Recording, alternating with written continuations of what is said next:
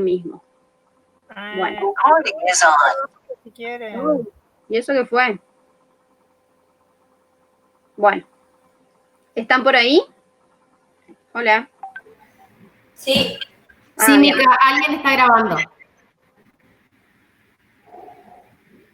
Bueno. Ahí están grabando. Buenísimo. Entonces, estaba hablando. Hola. Entonces, ¿sí? ¿Cuáles son estos paradigmas en la evolución? Hubo muchos paradigmas, algunos paradigmas que quedaron en el pasado y otros que continúan vigentes hasta la actualidad, y seguramente en el futuro todos estos paradigmas van a ir cambiando y evolucionando con la propia ciencia y los progresos científicos y las investigaciones, ¿sí? Entonces, vamos a hacernos algunas preguntas, ¿sí? ¿Qué fueron las que dieron origen a lo que hoy es esta ciencia, ¿sí? En su origen, todos los seres humanos pensantes, ¿sí? Se han preguntado cómo han surgido estos seres vivos, cómo se originó la vida, cómo hemos surgido nosotros, si es que existe o no una evolución, ¿sí? Estas preguntas sí han estado en la mente humana desde nuestros orígenes, y las religiones, las filosofías y las ciencias han compartido estas inquietudes y han intentado responderlas, ¿sí?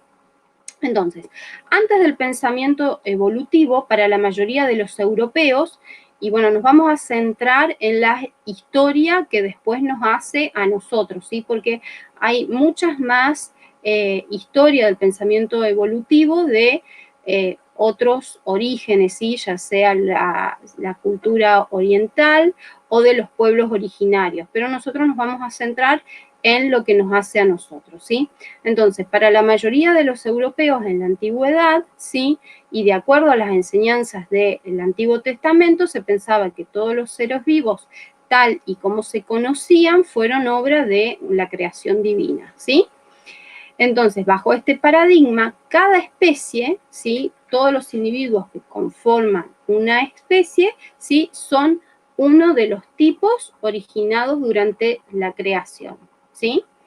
En este sentido, los filósofos griegos Platón y Aristóteles tuvieron mucho que ver, porque en su escuela tenían, a través de la idea de las formas inmutables o estáticas de las especies, ellos influyeron considerablemente en lo que es el pensamiento original cristiano, y que donde razonaba que todas las especies fueron creadas en el jardín del Edén por Dios, ¿sí?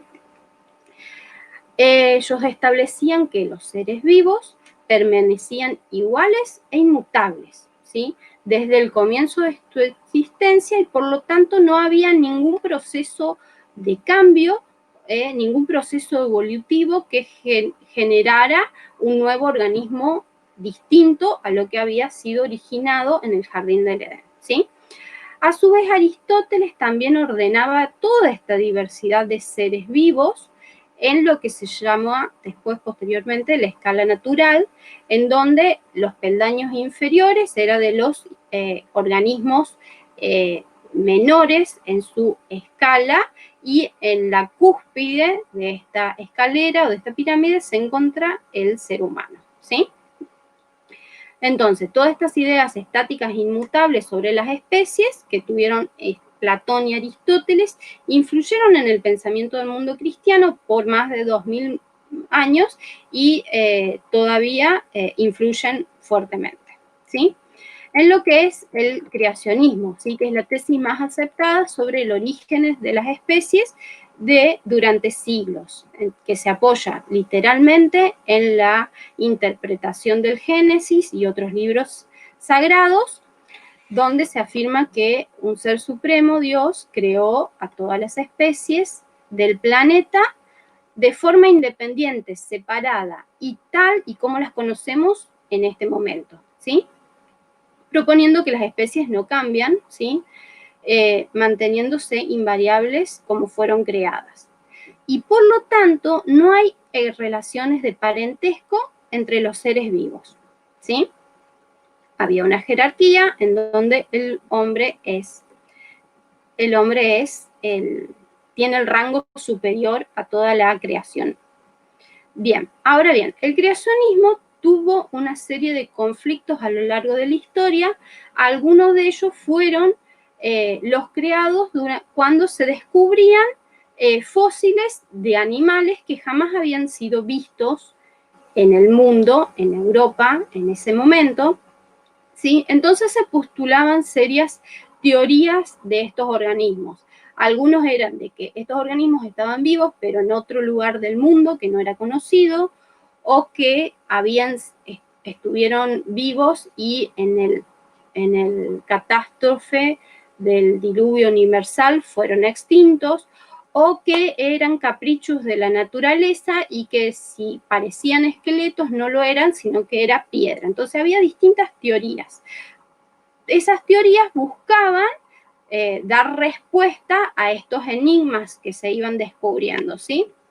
Entonces, en la historia surge otra corriente de pensamiento que se llama el fijismo, que afirma que todas las especies surgen y se destruyen de manera espontánea sin dar lugar a otras, no se transforman. Entonces, nosotros ahora podemos encontrar restos de otras especies que vivieron en otro tiempo, pero fueron, en ese tiempo no hubo una continuidad, una transformación, sino que vivieron y murieron en otro tiempo pasado, ¿sí? Que las especies son inalterables.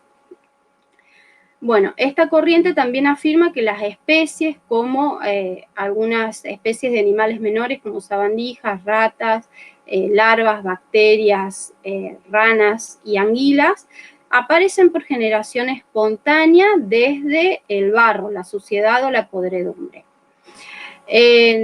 También da una respuesta a los fósiles y los descubrimientos de restos de animales antiguos, y que es que perecieron estos animales durante los diluvios bíblicos, ¿sí?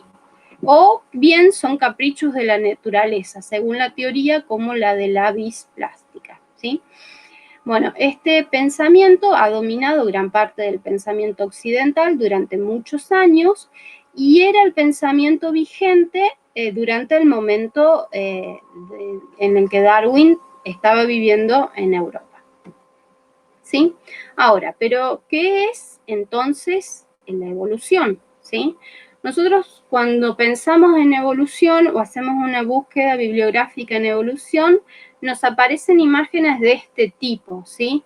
Un organismo que va progresando, ¿sí? De alguna manera en función del tiempo, ¿sí? Una cosa así, en este caso lo que es evolución de la bicicleta, ¿sí? Es una forma que va evolucionando, va cambiando, ¿sí? A través del tiempo. Y ese es el concepto de evolución, ¿sí? Que se tiene, que todos tenemos, pero que nosotros tenemos que agregarle esto, ¿sí? La evolución no es una evolución lineal de un organismo a través del tiempo, sino que hay muchas otras ramas de evolución que se comparten y que comparten, por ejemplo, en la vista superior de esta imagen tenemos a las especies de elefantes. En realidad hay 3 especies de elefantes y subespecies viviendo en el mundo, ¿sí? Pero son las que están actualmente en este mundo. Pero en la línea evolutiva de estas especies hay hacia abajo toda una serie de especies, subespecies y grupos que ya no están más en vida, pero que hay restos y que a través de esos restos y después de análisis de ADN o de análisis de anatomía comparada, se busca ir creando esto que es el árbol filogenético para este grupo de animales, ¿sí? Y nosotros vamos a estar viendo y analizando algunos árboles filogenéticos, ¿sí? Que son diagramas que representan las relaciones evolutivas entre organismos, ¿sí? Básicamente estos árboles son hipótesis, no son hechos definitivos, y van evolucionando día a día con nuevos descubrimientos y análisis y excavaciones arqueológicas, ¿sí? Es algo muy vivo, por más que la gran mayoría del árbol esté conformado por especies extintas, pero es algo dinámico, ¿sí? Y bueno, este patrón de ramificaciones en el árbol refleja cómo las especies o los organismos fueron evolucionando a partir de ancestros comunes a algunos de ellos, ¿sí? Y que por algún punto divergieron y se forman, en la actualidad tenemos 2 o 3 especies de elefantes, los africanos y los asiáticos, ¿sí? Bueno. Ahora, la evolución biológica, ¿sí? Corresponde a esto que les estaba contando, al proceso de cambio o transformación que sufre una especie o las especies a través del tiempo. Y es un hecho que actualmente está establecido científicamente e implica que todas las especies actuales, ¿sí?, han descendido de algunas otras especies que han vivido en el pasado y que de alguna manera ha habido una modificación en el ADN y una divergencia en la vida de estos individuos, lo que ha originado una especie distinta o ha ido originando cambios en la especie misma, lo que la hace distinta a lo que fue la especie en el pasado, ¿sí? Y siempre hay organismos, cualquier especie, que comparten un antepasado común en algún momento del tiempo en su historia, ¿sí? En la imagen ustedes van a ver a perros de la especie Canis lupus familiaris y al lobo Canis lupus, ¿sí? Ahora se está establecido y se sabe que todas las especies de perros, ¿sí?, las distintas razas, descienden de lo que fue en su origen la especie de lobo, pero no la actual, sino del lobo del pasado, ¿sí? Que en algún momento de ese ancestro lobo, ¿sí?, hubo una divergencia y se originaron estas nuevas razas que después dieron lugar a nuevas especies o subespecies. ¿Se entiende? Que es distinto a lo que es el lobo actual. Actualmente conviven en este momento estas especies.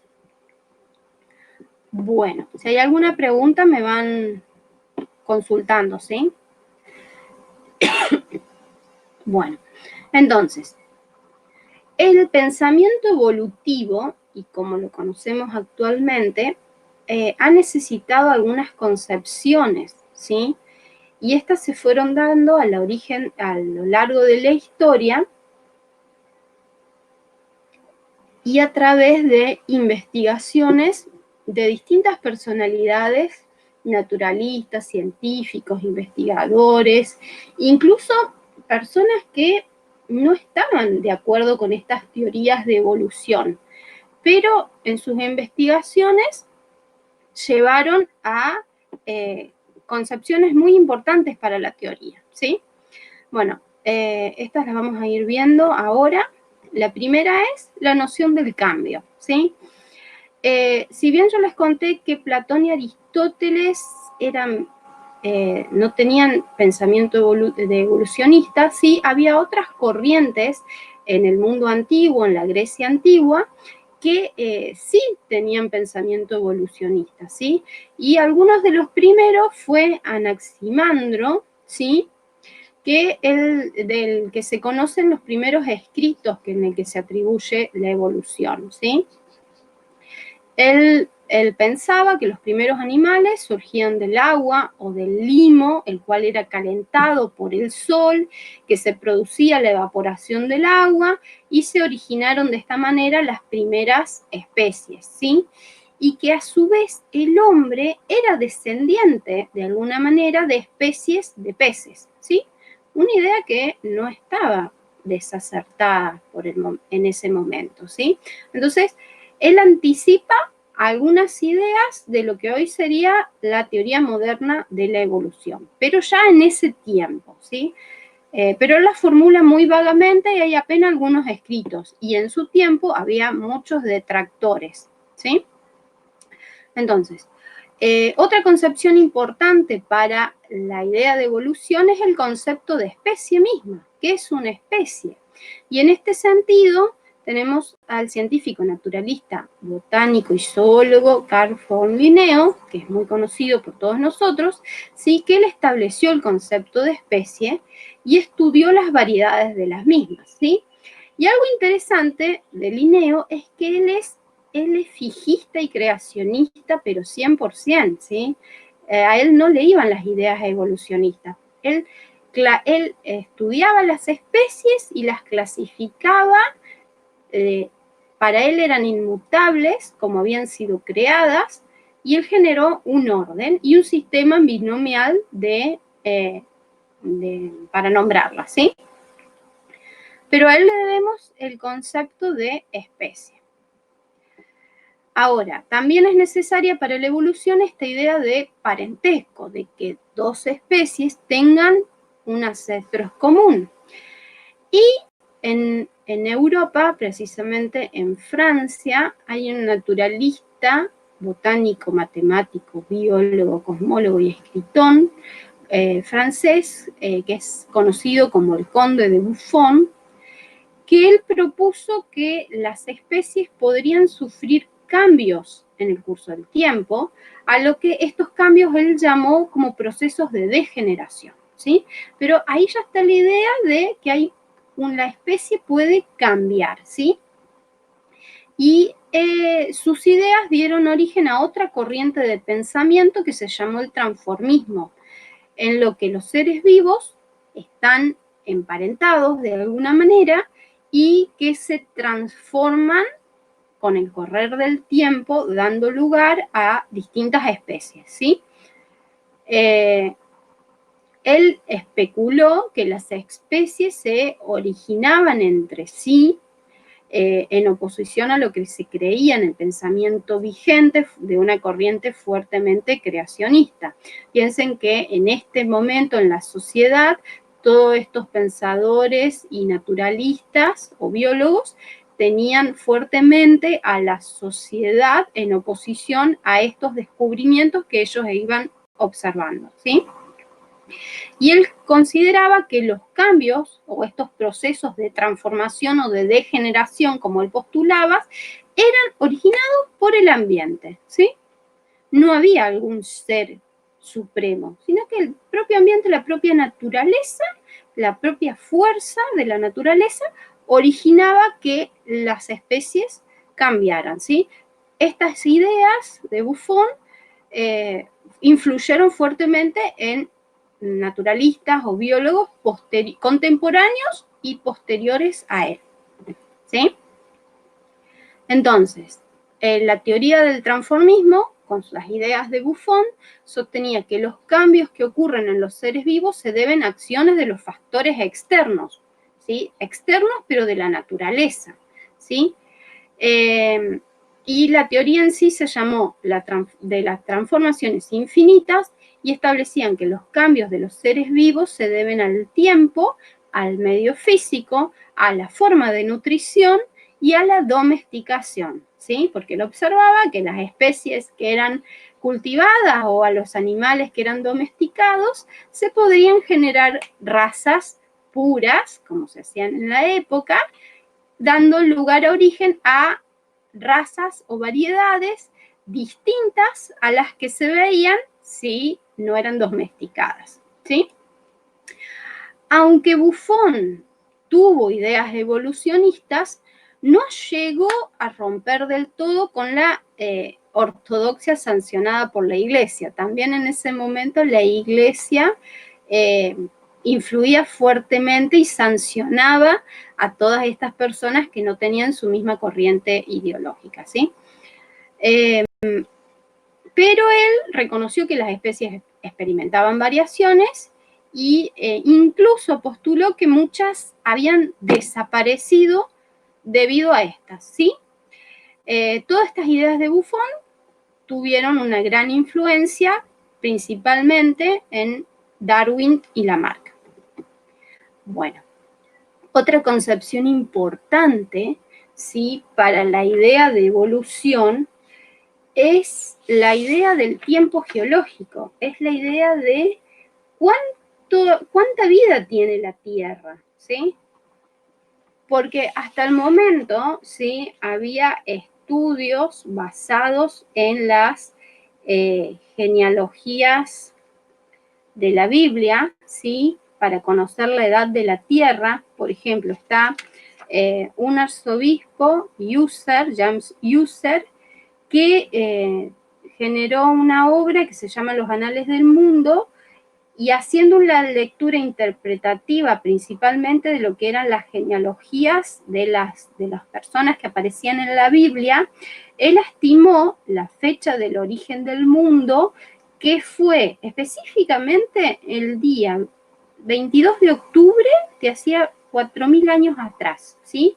Él analizaba principalmente, él postulaba la vida media de las personas, de toda la línea genealógica que estaba en la Biblia, y estimó la edad de la Tierra y la edad del origen del mundo, ¿sí? Que no podía ser más de 6.000 años.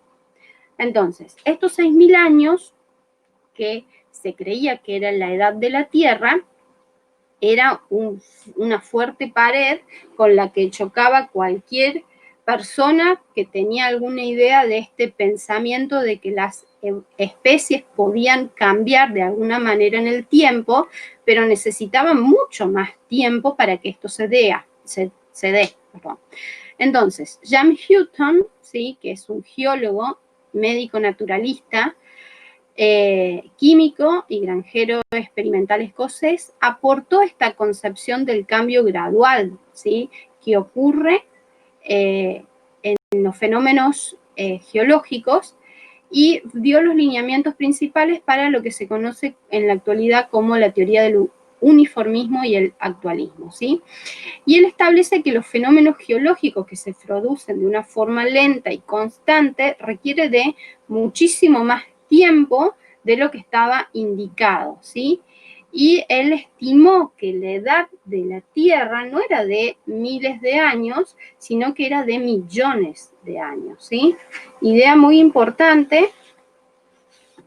Y él, junto con Charles Lyne, publicaron en un escrito que se llama Principios de Geología todas estas ideas, en donde para Houston y Lyne la erosión, las fuerzas como del viento, del agua, los terremotos, inundaciones y sedimentaciones, incluso el vulcanismo mismo, ocurrían repetidamente durante toda la vida de la Tierra, y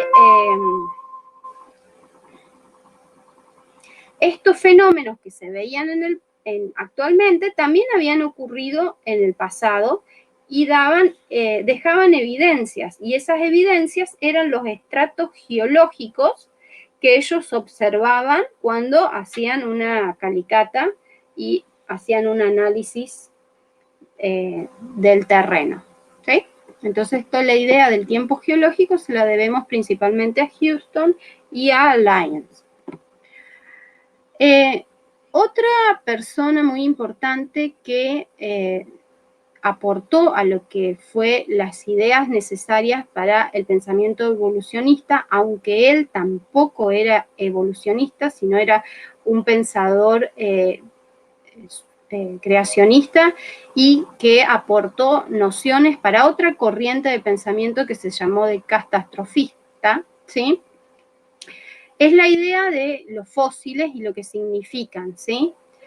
Él, a pesar de que era catastrofista y creacionista, sus conocimientos de paleontología le permitieron establecer relaciones entre los seres vivos del pasado y estos estratos geológicos en donde se encontraban, y su tiempo de fosilización, ¿sí? Si bien él consideraba que las especies eran inmutables, algunas de estas especies desaparecían debido a catástrofes. Y él, en sus estudios de comparar fósiles con especies actuales, dieron lugar a lo que hoy conocemos como anatomía comparada. ¿Sí? Bien, ahora, otro aporte importante fue de Lamarck, ¿sí? Él dio la idea de que había un origen común de las especies, ¿sí? Lamarck fue un naturalista francés que propuso la primera teoría consistente, aunque no es exclusivamente científica, de la evolución, que esta teoría se denominó de la transformación de los seres vivos, ¿sí? Él proponía que la vida surgía por generación espontánea y cada forma viviente evolucionaba hacia la perfección, ¿sí? Que un organismo, una especie de un estrato inferior, evolucionaba hacia la perfección en una evolución lineal e independiente, ¿sí? Cada organismo evolucionaba independientemente a cómo se producía la evolución en otros, ¿sí? Y admite que la evolución y el origen común de las hay un origen común en las especies, ¿sí? Y expone, y también tiene una teoría sobre cómo se produce esta transformación, ¿sí? Que está basada en la herencia de caracteres adquiridos, ¿sí? Donde hay una transformación progresiva de los órganos de los animales según el uso o desuso de los mismos, según la necesidad de los animales para el uso o que necesiten realmente utilizar determinada estructura de su cuerpo, lo que favorece que después esa estructura se desarrolle y sea después transmitida ese progreso, ¿sí? Esa transformación progresiva a sus hijos, ¿sí? A la nueva generación, ¿sí? Entonces, Lamarck consideró primero que en tiempos geológicos los organismos iban acumulando cambios y que esos cambios los llevaban a ser desde los más imperfectos hacia organismos más perfectos, ¿sí? Y que dichos cambios ocurrían en respuesta al ambiente, que el ambiente mismo es cambiante, y el mecanismo en sí era la ley esta de uso y desuso, y él propone que dichos cambios eran transmitidos a los descendientes a través de la herencia de los caracteres adquiridos, ¿sí? Bueno, entonces, esta imagen de las jirafas de Lamarck es muy vista en todos los libros y estudios de evolución, donde se estudia la teoría de Lamarck, ¿sí? En donde hay una población original de la especie de jirafa de cuello corto, ¿sí? Que por algún evento natural se ocasionó que el sotobosque de donde vivía esa jirafa desapareciera y solamente quedaran árboles. Entonces, aquellos animales habían visto la necesidad de desarrollar un poco más su cuello para llegar a alimentarse, ¿sí? De los extractos superiores en los árboles, y eso había llevado que en la actualidad tengamos a la jirafa tal y como la conocemos hoy en día, con el cuello de no sé cuántos metros, ¿sí? Bueno, después vamos a ver un poco más sobre lo que es las teorías de Lamarck un poco en próximas clases. Pero ahora, para seguir esta idea de todas las cosas que fueron necesarias para la idea de los pensamientos evolucionistas, también entra otra idea que, si bien no fue propiamente biológica, influyó en el pensamiento biológico de la época, que fue justamente aportada por Thomas Malthus, ¿sí? Thomas Malthus estudió las poblaciones humanas y concluyó que dichas poblaciones tendían a crecer en progresión geométrica, ¿sí? Mientras que los recursos de los cuales estas poblaciones dependían no lo hacían en esa misma progresión, sino que lo hacían en una progresión aritmética, o sea, la población crecía exponencialmente, mientras que los recursos, los alimentos, lo hacían linealmente, lo que llevaba a que en algún momento hubiera una competencia por estos recursos, porque los recursos iban a ser limitados en algún momento del tiempo. Y esta competencia originaría, si los recursos no eran suficientes para todos, que algunos organismos, algunos individuos más aptos, los que habían logrado los recursos por alguna condición que los hacía sobresalientes sobre los otros, sobrevivieran, ¿sí? Entonces, esta idea también influyó en el pensamiento biológico de, principalmente, los escritos de Malthus fueron leídos por Darwin, no sé si fue durante el viaje o fue posterior, pero fue en ese momento. Bueno, y ahora llegamos a lo que, cuando uno piensa en evolución, piensa en Charles Darwin, ¿sí?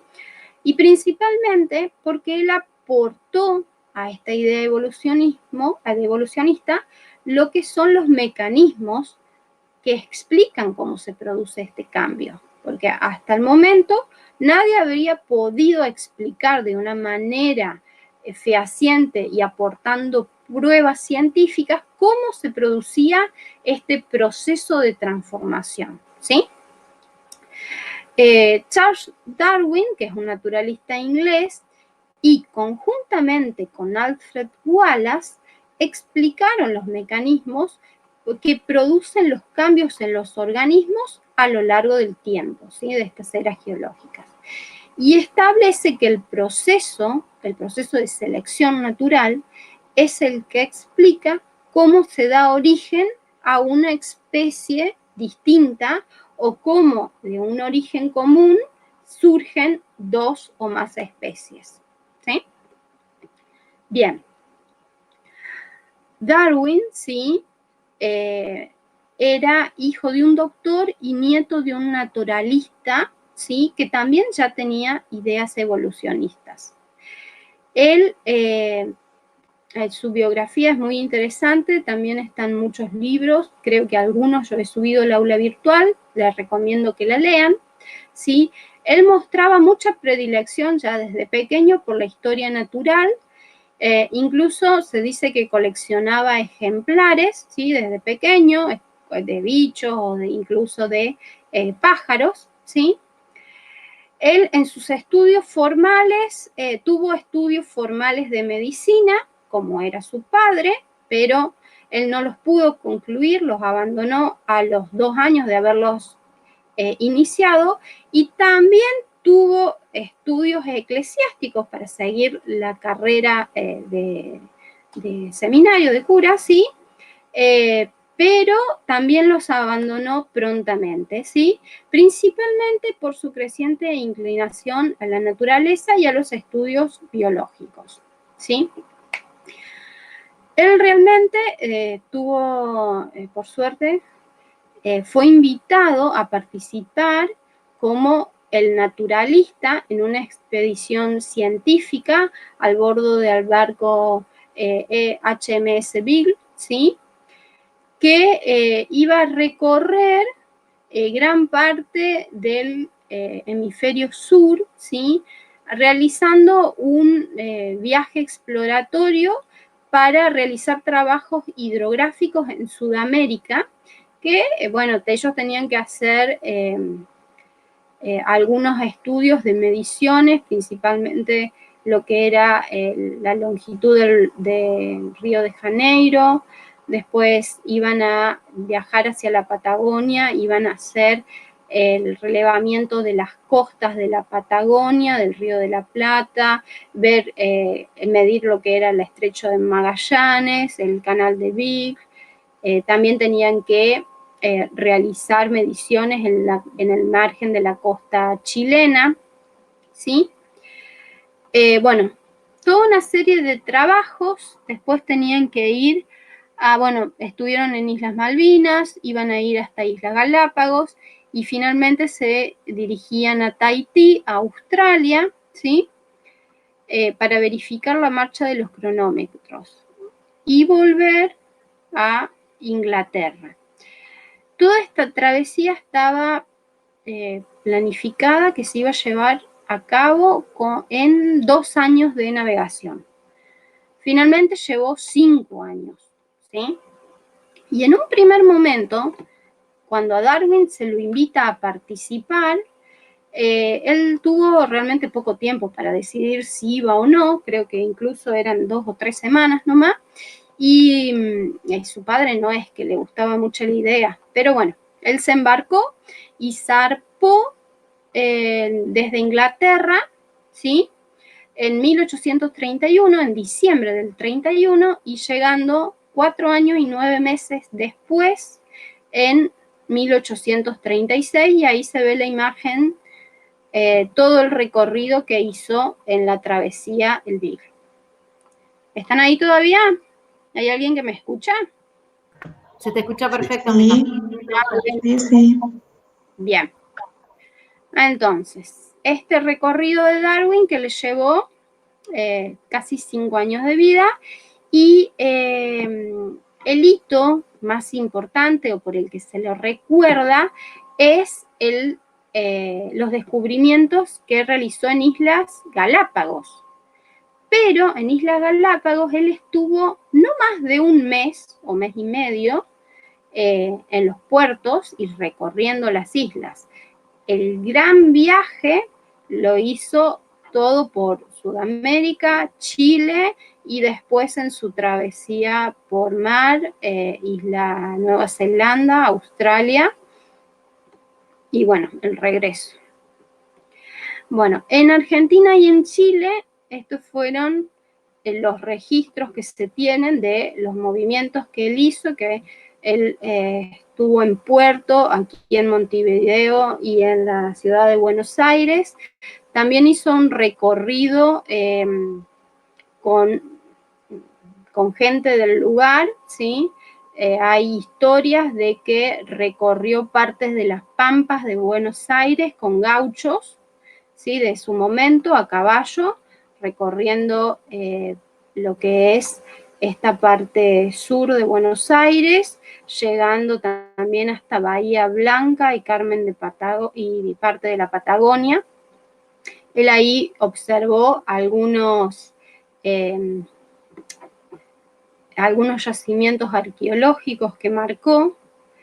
También observó, él viajó hasta Santa Fe y observó los animales y la fauna, porque su objetivo era hacer un relevamiento de la flora y la fauna que había en los distintos lugares. Entonces él se bajaba y recorría con la gente del lugar, que les mostraba qué es lo que había, qué es lo que no había. Entonces les iba mostrando y él iba observando y registrando todo, recolectaba especímenes, y todas estas colecciones que él iba haciendo en los distintos puertos que iban tocando, en otros barcos que volvían a Inglaterra o a Francia, él mandaba. Y mucho de lo que tenemos hoy en día es de estas colecciones que él mandaba de vuelta a Inglaterra, ¿sí? Después también otra incursión importante que tuvo es aquí en la zona de Chile, en Santiago, en Valparaíso, donde el puerto de Valparaíso bajó y se fue hasta Mendoza, prácticamente cruzó todo Chile con también lugareños, subió a los Andes y encontró también algunas conchas principalmente de animales marinos que estaban a 2.000, 3.000 metros de altura, ¿sí? Entonces, algunos de los descubrimientos que hizo Darwin, ¿sí? Principalmente en Argentina y en Chile, fue restos fósiles de animales extintos, ¿sí? Como acá tenemos lo que es un resto de un armadillo gigante. Eso fue en una zona cercana a Bahía Blanca, ¿sí? A Montehermoso, ¿sí? Que él observó que estos restos eran bastante similares a los animales que él observaba en su viaje con los gauchos por la pampa de Buenos Aires. Él observaba al tatú mulita, a los armadillos, y él observaba que eran bastante similares, aunque obviamente el tamaño era completamente distinto. ¿sí? Entonces, entre algunas revisiones a los escritos que él había realizado, él se postulaba que existía un enorme parecido entre muchas de las especies, algunas que ya estaban extintas, pero con las especies actuales que estaban en esa misma región, ¿sí? Como por ejemplo lo que él había observado del Giptodonte con el armadillo, o también en otras partes del mundo él veía al perezoso actual, que era pequeño y que su vida principalmente transcurría en los árboles, que su anatomía era similar al del perezoso gigante, ¿sí? Entonces, él se postulaba si era posible que con el transcurso del tiempo, a lo largo de las generaciones de estas especies, se hubiera producido este proceso de cambio, lo que llevó a las especies actuales a ser tan parecidas a lo que eran las especies anteriores, ¿sí? Esto es lo que les contaba de lo que él se observó, lo que él encontró en los Andes, ¿sí? Que halló restos de conchas marinas a 3.000 metros de altura, lo que concordaba con lo expuesto por Lines y Hutton, lo que les había contado antes, de que la Tierra era cambiante y del tiempo geológico que tenía, y que si bien en este momento ese suelo se encontraba a 3.000 metros de altura, en algún momento de su vida pasada, ese territorio había estado bajo aguas, y esos animales que eran observados, los restos que él encontraba, habían sido animales que en su momento habían vivido a nivel del mar. Por lo tanto, sí había un movimiento del suelo. El suelo no era inmutable, sino que los terrenos cambiaban, ¿sí? Otras observaciones que hizo Darwin por el viaje a Sudamérica fue, por ejemplo, particularmente aquí con lo que son las especies de ñandú, ¿sí? Él notó que muchas de las especies que estaban en las regiones, en las distintas regiones geográficas, ¿sí? Eran muy parecidas, ¿sí? Y usualmente había en otra región del mundo, por ejemplo, él observó a otras especies de ñandú, como el avestruz africano, o también hay especies en Australia, ¿sí? De especies de aves que son muy parecidas. Entonces, todas estas especies podían estar emparentadas y tener un origen común, ¿sí? Bueno, otro de los trabajos que aportaron mucha evidencia a favor de la evolución fue lo que él realizó en el transcurso del tiempo en el que estuvo en las Islas Galápagos, ¿sí? Que es un archipiélago de origen volcánico, de numerosas islas, y en cada una de estas islas hay una población de flora y fauna muy particular y propia de cada isla, ¿sí? Por ejemplo, ahí vemos 3 especies de la tortuga de las Galápagos, 3 especies distintas, y se observa la diferencia en el caparazón de estos individuos, ¿sí? Bueno, esto mismo fue lo que observó Darwin. También él observó que en las distintas islas había colonias de aves que, si bien eran similares, en sí eran distintas porque el pico, la estructura del pico era distinta, y esa estructura del pico que había en cada una de las islas le permitía al ave alimentarse de los recursos que había en esa isla en particular, ¿sí? Entonces, había algunas aves que tenían el pico que estaban más favorecidos para que se alimenten de frutas o de bayas, otra para que abran alguna concha de algún molusco, otra para que se alimenten de alguna planta que tenía espinas y que necesitaban que, digamos, y que el pico, si era de tal manera, era más favorecedor para estas aves. Entonces él realizó estas colecciones de aves y observó estas diferencias en los pinzones, ¿sí? Bueno, estudios posteriores, ¿sí? Nosotros ahora sabemos que son distintos grupos, distintas especies y distintas familias, y ahí se ve en la imagen la variedad, la diversidad que había principalmente en el pico de estas aves. Bien, y que corresponden a las distintas fuentes de alimentos. Bien, al regreso, ¿sí? Después de haber pasado 5 años de su vida en viaje alrededor del mundo, regresa en el 36, acá lee las teorías de Malthus, que propone que la población humana tiende a crecer de una manera acelerada exponencialmente, mientras que la producción de alimentos no. Y esto sugiere esta idea de que hay una lucha, ¿sí?, por la supervivencia y hay una selección que se da de manera natural. Bien, a mediados del año 1858 se produce un hecho fundamental, ¿sí?, y que quizás por ese hecho hoy conocemos a Darwin, ¿sí? Darwin recibe un manuscrito de un naturalista, Robert Wallace, ¿sí?, quien en pocas páginas, un paper de no más de 5 o 6 páginas, les ponía el estudio que él estaba haciendo en las Islas Filipinas, si no digo mal, y él llegaba a las mismas conclusiones que había observado Darwin a lo largo de la vida. Porque recordemos que Darwin retornó de su viaje del Big en 1836. Y esto le estoy hablando de más de 20 años después. Darwin, desde que su regreso, que era un veinteañero, en 1836, hasta este momento que recibe el manuscrito de Wallace, no había realizado ninguna publicación que tenía que ver con evolución. Él había realizado algunas publicaciones sobre flora y fauna que había observado, la parte natural, pero no expuso escritos donde analizaba o exponía sus ideas evolucionistas, ¿sí? Si bien lo había comentado en su círculo de amigos, no lo había dejado escrito. Debido a que recibe este manuscrito para que lo evalúe, para que después sea publicado, ¿sí?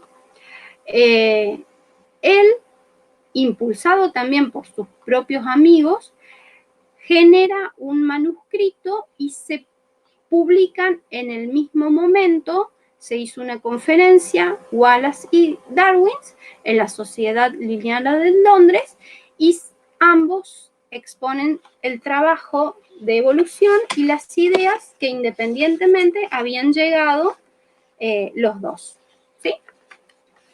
Posteriormente a ello, Darwin después, en el año 1859, publicó la primera edición del libro que se conoce como El origen de las especies, ¿sí? Se habían hecho 1250 ejemplares que se agotaron en venta el primer día, ¿sí? A partir de ahí, Darwin es conocido, ¿sí?, y ha cambiado, ¿sí?, lo que es la historia de la biología y ha dado el fundamento y principalmente ha aportado muchísima evidencia científica gracias a todos los aportes y observaciones que él realizó durante el viaje al Big, y posteriormente durante esos 20 años él estuvo realizando observaciones y recopilaba información incluso que le enviaban de otras partes del mundo, colecciones de especímenes, que él iba realizando una mayor colección y mayores investigaciones, ¿sí?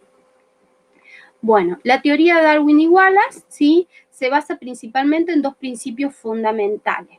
Uno es que nacen más individuos, más seres, de los que pueden sobrevivir. Y en consecuencia se va a establecer una lucha por esa supervivencia ante la limitación de los recursos que tiene el medio ambiente, ¿sí? Y entre los individuos de una población, ¿sí?, existen diferencias o variaciones que son heredables, ¿sí? Y que la selección natural permite dejar más descendientes a los individuos o a las poblaciones con características ventajosas o que mejor responden a las exigencias de la naturaleza, ¿sí? O sea que hay algunos individuos que genéticamente tienen algunas virtudes para que se desarrollen mejor en una condición específica, por ejemplo, que se desarrollen mejor en una condición de carencia de recursos o que sobrevivan a una carencia de recursos, a una sequía, por ejemplo, y esos individuos que sobreviven y que tienen en su ADN algunos genes que le ayudaron a esa supervivencia, al de generar descendencia, le van a transmitir dichos genes a las generaciones sucesivas, ¿sí? Y así, de esa manera, esas generaciones y las siguientes van a tener esa característica, ¿sí? Al contrario de lo que habíamos visto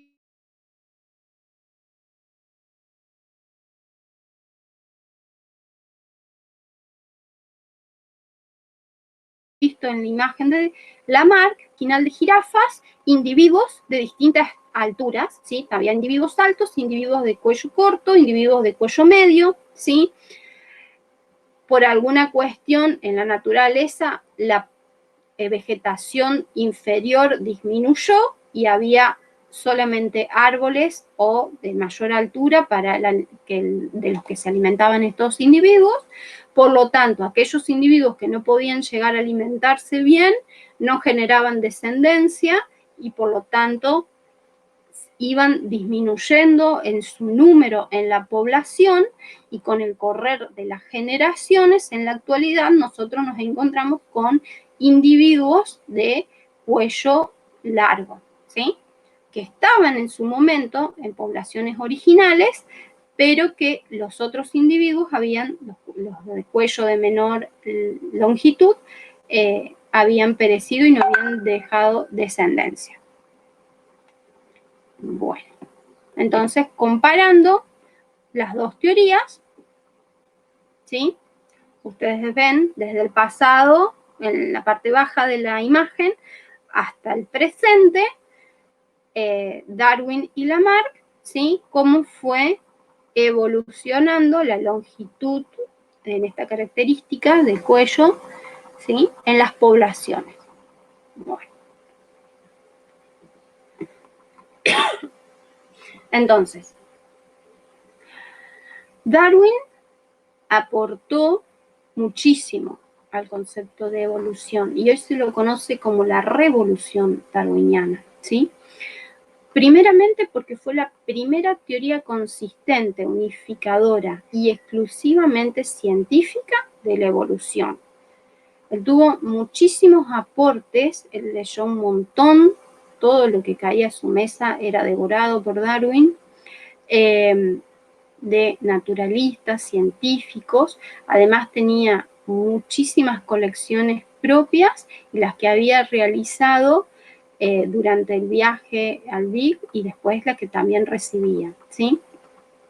Entonces, el concepto de evolución que él aporta es la descendencia con modificación, ¿sí?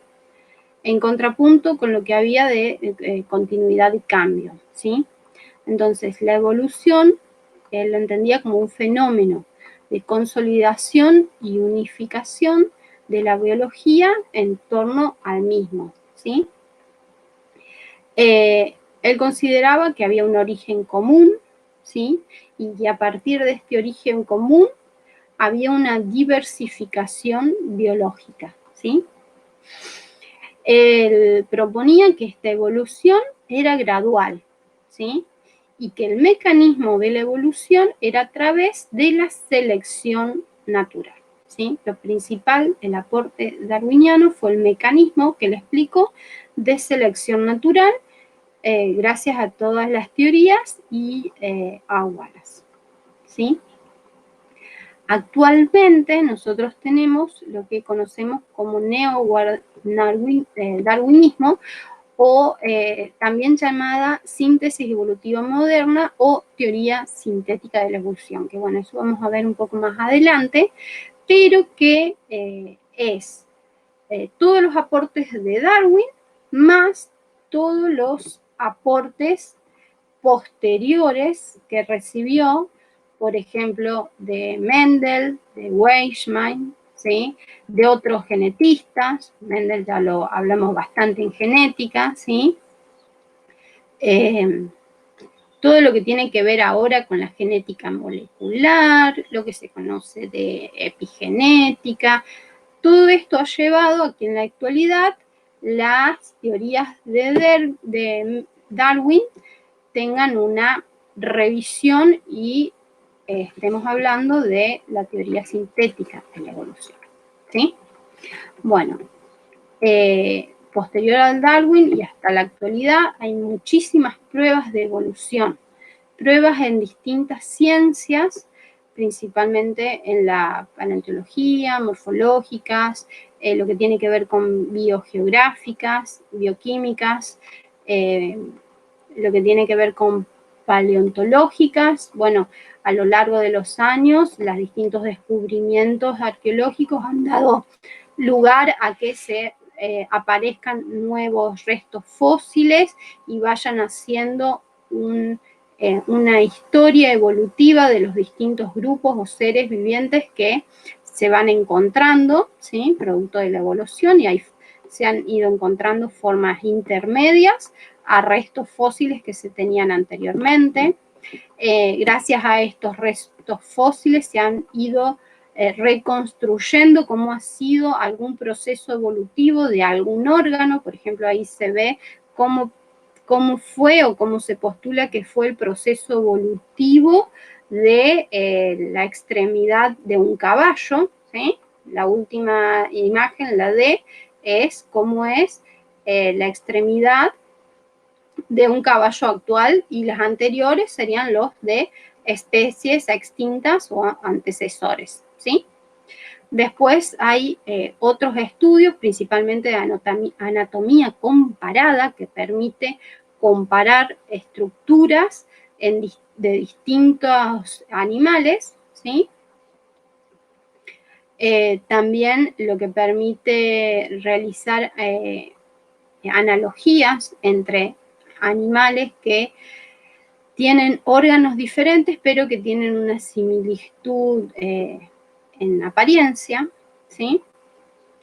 Después otras pruebas morfológicas de órganos vestigiales que tienen muchas especies, de que son órganos atrofiados sin función actual, pero que el individuo los tiene, y nosotros incluso tenemos algunos órganos vestigiales, y que puede ser que en el futuro de nuestra especie eso se vaya a perder.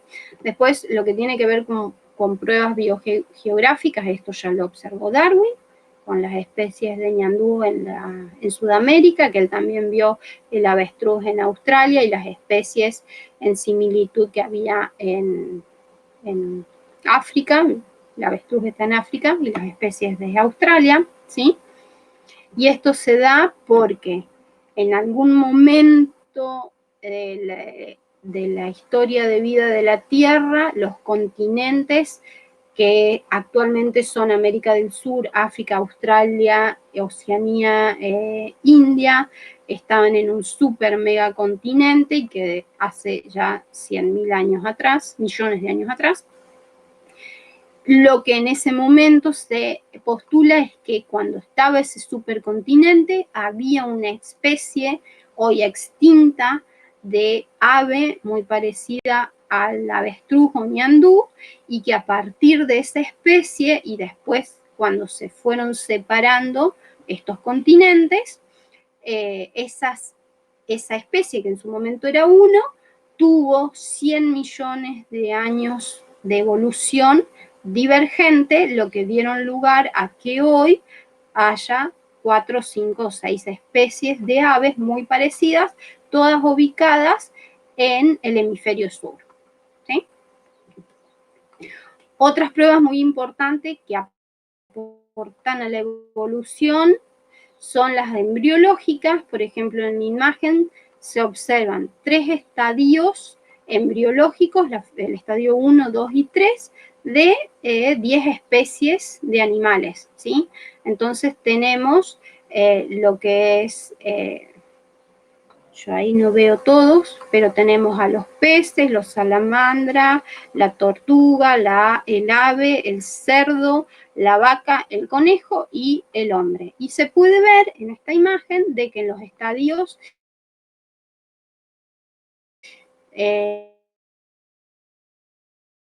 iniciales parecidos. Entonces, aquellos seres vivos que tienen un mayor parentesco muestran mayores semejanzas en sus procesos de desarrollo embrionario, ¿sí? Por ejemplo, otras pruebas embriológicas son estos de comparación de algunas estructuras que poseen. Por ejemplo, acá tenemos el embrión de pez, reptil, ave y humano, que todos poseen hendiduras branquiales y todos poseen cola en un estadio embrionario.